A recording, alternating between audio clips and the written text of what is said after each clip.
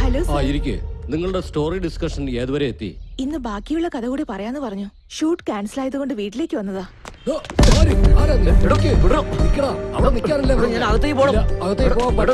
എന്താ വേണ്ടത്?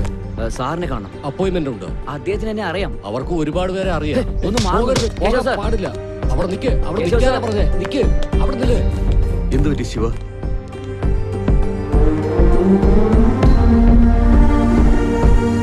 സത്യം, നിങ്ങളെന്നില്ല അമ്പലത്തിൽ കണ്ടതിന് ശേഷം എന്റെ അച്ഛന് പെട്ടെന്ന് ദേഷ്യം വന്നു.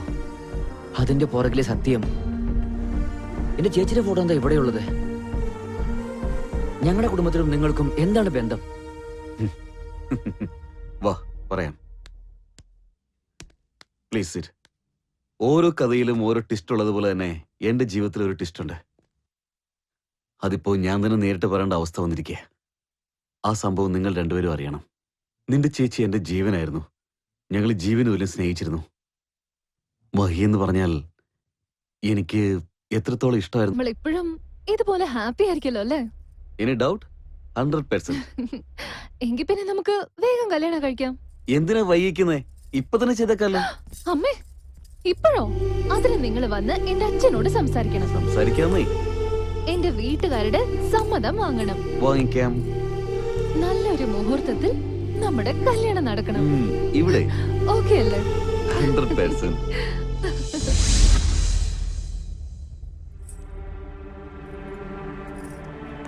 എന്തു പറ്റി കേശവ്? നീ ഇരിക്കെ.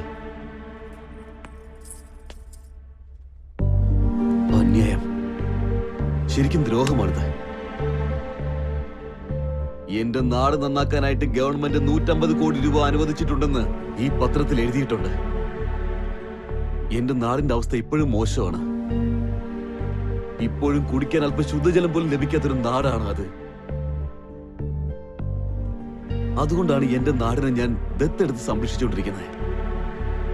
ഞാൻ കുട്ടിയായിരുന്ന സമയത്ത് എന്റെ നാട്ടുകാരൊക്കെ ജീവിക്കാൻ വേണ്ടിയിട്ട് ആ നാട് വിട്ടു പോകുന്നത് ഞാൻ എന്റെ കണ്ണുകൊണ്ട് കണ്ടതാണ്.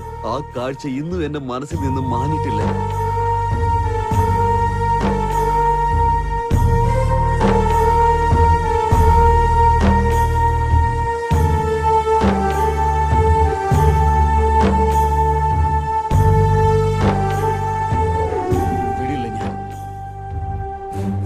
വെറുതെ വിടില്ല. ഈ വൃത്തികെട്ട രാഷ്ട്രീയത്തിൽ നീന്തി കളിക്കുന്ന ചെറിയ മീൻ മുതൽ തിമിംഗലത്തിനെ വരെയും ഞാൻ വെറുതെ വിടാൻ പോകുന്നില്ല. കേശവ്, ഈ കാര്യം എനിക്ക് വിട്ടേക്ക്. ഞാൻ പഠിച്ച ലോ ഒരു നല്ല കാര്യത്തിന് ഉപയോഗിക്കാന്ന് പറയുന്നതിൽ എനിക്ക് സന്തോഷമേ ഉള്ളൂ. ഞാൻ നിനക്ക് നോട്ടീസ് അയക്കാം. Thank you Mahi. Life partner എന്ന് പറഞ്ഞാൽ ജീവിതം പങ്കിടുന്നത് മാത്രമല്ല, എന്റെ ലക്ഷ്യം കൂടി പങ്കിടുന്ന ആളായിരിക്കണം. I love you. അച്ഛാ. Thank U.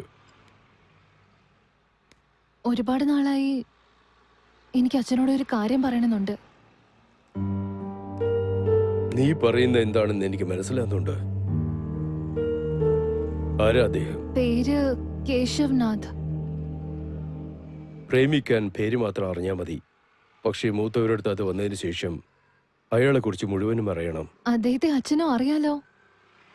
Keshav Nath, film star. സ്നേഹിതൻ എന്ന് അഭിനയിക്കുന്ന കാലമാ മോളെ ഇത്. പക്ഷെ നീ നിന്റെ ജീവിതം മുഴുവനും ഒരു അഭിനയകർത്താവിന്റെ കൂടെ കഴിക്കാൻ വിചാരിക്കുന്നു. കേശവ് വളരെ നല്ല ആളാണ് അച്ഛാ. അച്ഛൻ കരുതുന്ന പോലെ അദ്ദേഹം മറ്റുള്ളവരെ പോലെയൊന്നുമല്ല. വളരെ നല്ല മനുഷ്യനാ. എന്നെ നന്നായിട്ട് നോക്കുന്നുള്ള കാര്യത്തിൽ എനിക്ക് നല്ല ഉറപ്പുണ്ട്. നിനക്ക് ആ വിശ്വാസം എവിടെ വന്നത്? ആരാ നിനക്ക് ആ ധൈര്യം തന്നത്? അച്ഛന്റെ വളർപ്പാണച്ചാ. നിനക്ക് നടക്കാൻ പഠിപ്പിച്ചത് എന്റെ നെഞ്ചിലാ മോളെ. എന്തിനാന്നറിയോ? ചിലപ്പോ നീ നടക്കുമ്പോ ചരിഞ്ഞു വീണാലേ നീ എന്റെ നെഞ്ചിലായിരിക്കും കിടക്കുന്നത്. അങ്ങനത്തെ എനിക്ക് നിന്റെ മനസ്സ് മനസ്സിലാക്കാൻ പറ്റില്ലേ? എന്റെ മകൾ സ്നേഹിച്ചത് ഒരു സാധാരണ ആളായിരുന്നെങ്കിൽ അത് ഞാൻ സന്തോഷത്തോടെ ഏൽക്കുമായിരുന്നു. പക്ഷെ നീ പ്രേമിച്ചത് ഓരോ ദിവസം ഓരോ വേഷമിടുന്ന സിനിമാക്കാരനെയാണ്. പക്ഷെ അവരുടെ ജീവിതം കളർഫുള്ളാണ്. ഇന്ന് നീ, നാളെ വേറെ ഒരാള്. അറിഞ്ഞുകൊണ്ട് അയാളുടെ അടുത്ത് നിന്നെ എനിക്ക് കൊടുക്കാൻ പറ്റില്ല മോള്. അതല്ല അച്ഛാ. വീട്ടിൽ എന്തെങ്കിലും പഴയ സാധനങ്ങളുണ്ടെങ്കിലേ അതെടുത്ത് കളഞ്ഞിട്ട് മാർക്കറ്റിൽ പോയി വേറെ സാധനം മേടിക്കാം. പക്ഷെ ഇത് ജീവിതമാണ്. തെറ്റായിട്ട് തീരുമാനിച്ചാൽ അത് ജീവിതം മുഴുവനും അനുഭവിച്ചാലും തീരില്ല മോളെ. സ്നേഹിക്കുന്ന ഏത് അച്ഛനായാലും ഈ തീരുമാനം ഏൽക്കില്ല മോളെ. എന്നോട് ക്ഷമിക്കൂ.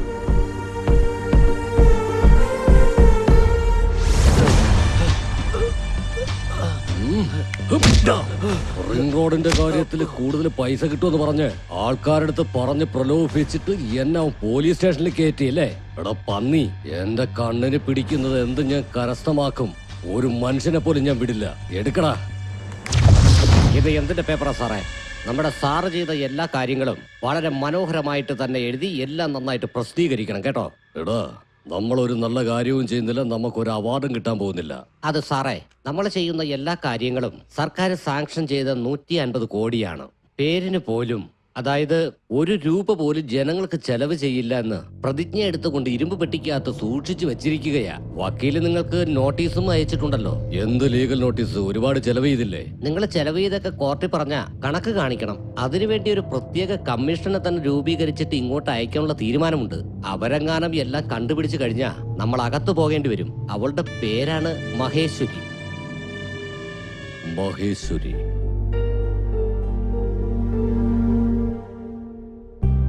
ചെറുക്കന് പെണ്ണിന്റെ അടുത്ത് എന്തെങ്കിലും സംസാരിക്കണമെങ്കിൽ സംസാരിക്കാം. എന്താണ് ചെറുക്കൻ പറഞ്ഞത്? ഇനിയും അവർക്ക് തമ്മിൽ സംസാരിക്കാൻ എന്താ ഉള്ളത്? നമ്മളുണ്ടല്ലോ, നമ്മൾ തന്നെ തീരുമാനം എടുത്താൽ മതിയാവും. പിന്നെ കുട്ടിയെക്കുറിച്ച് എല്ലാം ഞങ്ങൾക്ക് അറിയാലോ. നിങ്ങളുടെ മകളല്ലേ, അതിൽ പിന്നെ ഞങ്ങൾക്ക് സംശയിക്കേണ്ട ഒരു കാര്യവുമില്ല. അപ്പൊ പിന്നെ ആലോചിക്കണ്ട, നല്ലൊരു മുഹൂർത്തം നോക്കി നിശ്ചയം കഴിച്ചേക്കാം. നമസ്കാരം ഉണ്ടല്ലോ. ഞാൻ ജനങ്ങളുടെ പ്രതിനിധിയാ. നിങ്ങൾ ലോയറായി ചെന്നറിഞ്ഞു, അയാളെ തേടി വന്നതാ. ഞാൻ ലോയറാണ്. നിങ്ങൾക്ക് എന്താ വേണ്ടേ? നമസ്കാരമുണ്ട് മാഡം. ദൈവത്തിന്റെ അനുഗ്രഹം കൊണ്ട് എന്റെ ഖജനാവ് മുഴുവനും നിറഞ്ഞു. ഇതെല്ലാം എങ്ങനെ ചെലവ് ചെയ്യുമെന്ന് ആലോചിക്കുന്ന സമയത്താ നീ ചെയ്ത കാര്യം കൊണ്ട് കോടതിയിൽ നിന്ന് നോട്ടീസും വന്നു. ഇതെങ്ങാനും എന്റെ ജനങ്ങൾ അറിഞ്ഞു കഴിഞ്ഞാ എന്റെ മാനം പോവില്ലേ? നിങ്ങളെ പോലത്തെ ആളുകളുടെ തനി രൂപം ജനങ്ങൾക്ക് അറിയാൻ വേണ്ടിയാണ് നിങ്ങളെ കോടതി കയറ്റുന്നത്. നിങ്ങൾക്ക് സംസാരിക്കാൻ വല്ലതും ഉണ്ടെങ്കിലേ അത് കോർട്ടിൽ വെച്ചായാ മതി. Please get out. നോക്കൂ MLA സർ, വീട്ടിലൊരു ശുഭകാര്യം നടക്കുകയാണ്. നിങ്ങൾ ഇപ്പൊ ഒന്ന് ഡിസ്റ്റർബ് ചെയ്യുന്നത് ശരിയല്ല. പുറത്തേക്ക് ഞാൻ പറഞ്ഞത് സത്യമാ, വിശ്വസിക്ക്. ഞങ്ങൾ വഴക്കൂടാൻ വന്നതല്ല, വക്കീലിന്റെ അടുത്ത് കേസിനെ കുറിച്ച് സംസാരിക്കാൻ വന്നതാ. നിക്കച്ചാ, ഞാൻ സംസാരിച്ചിട്ട് വരാം. നിങ്ങളൊന്ന് വരണം. ഒന്ന് വക്കീലെ, എത്രയും പെട്ടെന്ന് ഈ കേസ് ഒന്ന് തീർത്തു തരണം. ഇല്ലെങ്കിൽ ഭീഷണിയാണ്. ന്യായപ്രകാരം ജനങ്ങൾക്ക് വേണ്ടി ചെലവാക്കേണ്ട പണം മുഴുവനും നിങ്ങളുടെ സ്വാർത്ഥതയ്ക്ക് വേണ്ടി മാത്രം ഉപയോഗിക്കാന്ന് പറഞ്ഞ അത് കണ്ട് വെറുതെ ഇരിക്കാനും മാത്രം ഞാൻ കടമയില്ലാത്തൊരു മനുഷ്യ സ്ത്രീയല്ല. റെസ്പോൺസിബിൾ ലോയറാണ്. കൊള്ളാം കൊള്ളാം, എന്ത് നല്ല സംസാരം. സ്ത്രീകളെല്ലാം എല്ലാ മേഖലകളിലും തിളങ്ങിക്കൊണ്ട് നിൽക്കുക. വളരെ സന്തോഷമുണ്ട്. പക്ഷെ എന്റെ കാര്യത്തിൽ ആവശ്യമില്ലാതെ എങ്ങാനും നീ ഇടപെട്ട പിന്നെ അറിയാലോ. ഒരു കൊച്ചു പെണ്ണായത് കൊണ്ട് ഞാൻ വെറുതെ വിടുക. ചിലപ്പോ നീ എന്നെ മനസ്സിലാക്കിയാലോ. ഇല്ലെങ്കിൽ ഉണ്ടല്ലോ, എത്ര പേരെ കൊന്നിട്ടാണ് ഞാൻ ഈ നിലയിലേക്ക് എത്തിയെന്ന് നിനക്കറിയാമോ? അത് ഒരു നിമിഷം കൊണ്ട് തീർന്ന ഞാൻ വിടുവെന്ന് വിചാരിച്ചോ? എന്ത് ചെയ്യുന്ന? എന്ത് ചെയ്യുന്നു?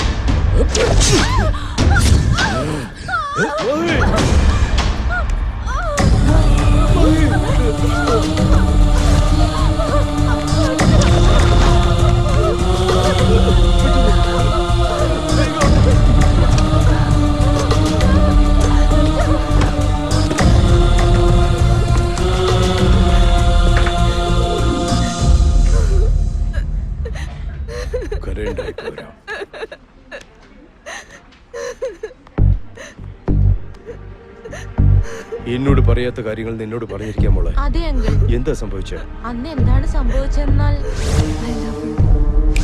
ഞാൻ അവന് നോട്ടീസ് അയച്ചിരിക്കും.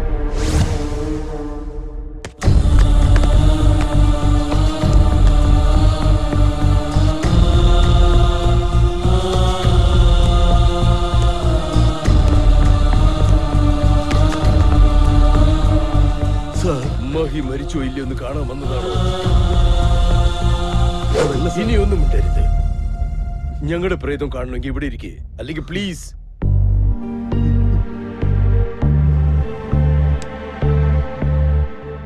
വേണ്ട സർ, ഞാൻ പൊയ്ക്കോളാം.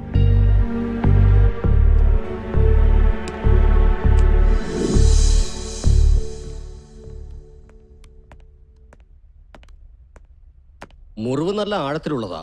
ആന്തരിക അവയവങ്ങളിലൊക്കെ ഡാമേജ് ഉണ്ട്, ഒരുപാട് ബ്ലഡും പോകുന്നുണ്ട്. മാക്സിമം ഞങ്ങൾ നോക്കാം. I am sorry.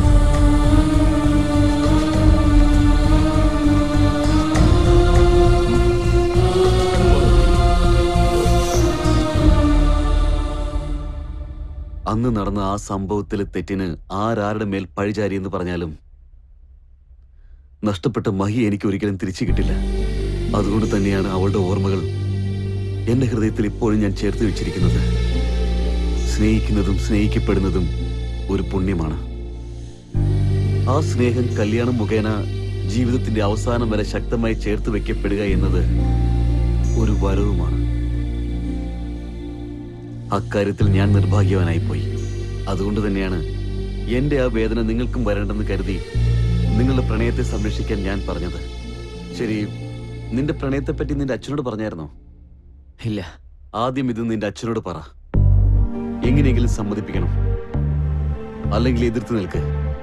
അവരുടെ സമ്മതത്തോടു കൂടി തന്നെ നിങ്ങളുടെ ഈ പ്രണയം വിജയിക്കണം. ഈ പെണ്ണിന്റെ കൂടെ തന്നെ നീ നിന്റെ ജീവിതം പങ്കിടണം. നിനക്ക് ഏത് രീതിയിലുള്ള സഹായത്തിനാണെങ്കിലും ഞാൻ നിന്റെ കൂടെ